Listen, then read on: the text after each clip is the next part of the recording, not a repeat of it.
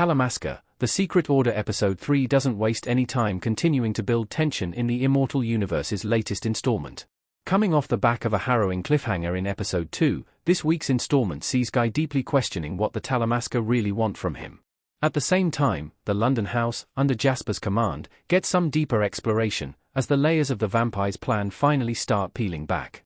While Talamasca, The Secret Order Episodes 1 and 2 laid the groundwork for Guy's mission, Episode 3 expands upon it by revealing plenty of new, important information. This begins with a flashback to Amsterdam's Talamasca headquarters in 1972. The house, which is revealed to be the head locale of the organization, was burned down, leading to the destruction of 1,000 years of history. When a distressed Guy visits Helen, and is more formally introduced to his handler, Olive, he learns more about the 752, a collection of the Talamasca's forgotten history. Helen is leading the organization's search for it, while Jasper is also on the hunt. Guy, however, is caught in the middle, in way over his head compared to other characters in Talamasca, The Secret Order. It's this pressure he's under that defines the hour, as he makes a decision that ultimately turns the story on its head. Talamasca, The Secret Order plants the seeds for a much larger narrative. The best part about Episode 3 was the larger narrative it began to build while still maintaining focus on the 752. This expansion does feel somewhat bloated at first, though, such as Guy stumbling across a coven of witches mourning Kev's death. However, this is quickly alleviated when he meets Doris, whose warning about the Talamasca's deceased agent puts the protagonist on edge. I liked watching Guy slowly question the Talamasca over the course of the episode. He never asked to be part of their world, yet has been forced into it because of his past.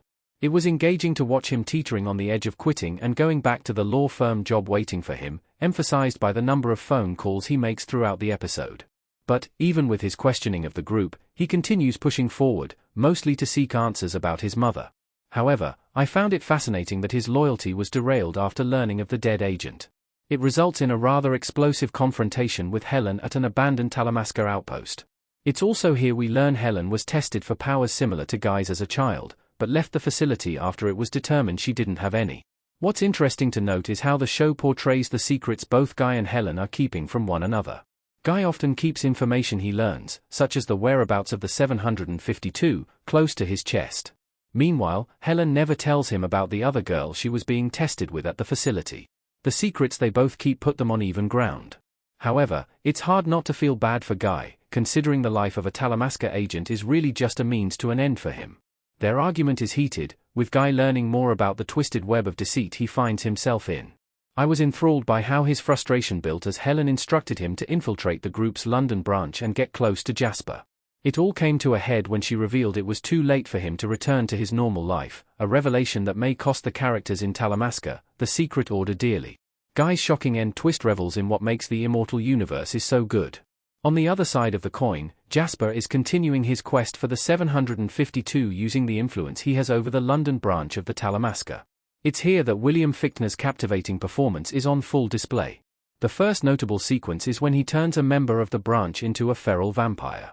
The process is different from a regular vampire's transformation, offering a disturbing sequence that still leaves plenty of lingering, haunting questions in its wake. The other is when Jasper discusses Archie's death with Gregory, the face of the London house. As it turns out, Gregory is dying of cancer, with Jasper providing him vampire blood to ensure he lives. It's a very human deal, emphasizing the vampire's opportunistic nature. Here, it's revealed he didn't have anything to do with Archie nor Kev's murders, sowing the seeds of a deeper mystery involving a powerful third party. Both storylines come to a head when Guy visits the Talamasca's London headquarters.